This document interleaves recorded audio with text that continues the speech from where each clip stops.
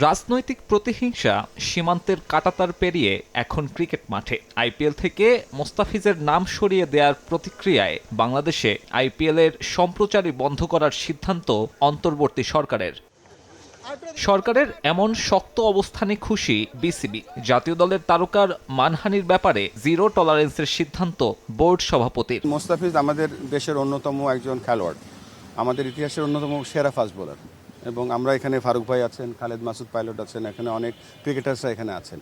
Cricketers যখন খেলতে যায় তখন তার মান সম্মান নিয়ে ক্রিকেট খেলে।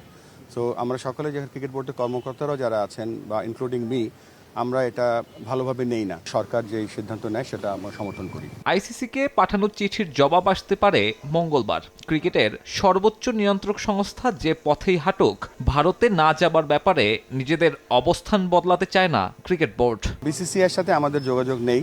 আমরা আইসিসির ইভেন্টের জন্য আইসিসির সাথে যোগাযোগ করেছি। আমরা তো জানি না কি ফিডব্যাক আসবে, তবে আমরা যে ক্লজগুলো দিয়েছি সেগুলো উইদিন দি এমপিওর মধ্যে আছে। যে ইমেলটা পাঠিয়েছে তার রিপ্লাইয়ের উপরে নির্ভর করছে আমরা পরবর্তী পদক্ষেপ কি নেব। সেপ্টেম্বরে বাংলাদেশ সফরে আসার কথা রয়েছে ভারতীয় ক্রিকেট দলের। তবে দুই দেশের মুখোমুখি অবস্থানে সে সিরিজ আয়োজনের সম্ভাবনা একেবারেই ক্ষীণ।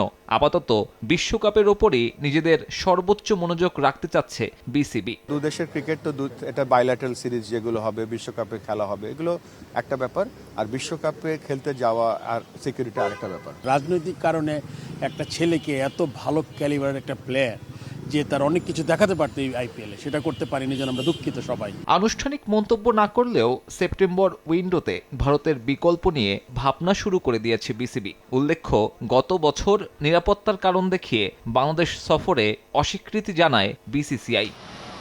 সাব্বির মিথুন, সময় সংবাদ, ঢাকা।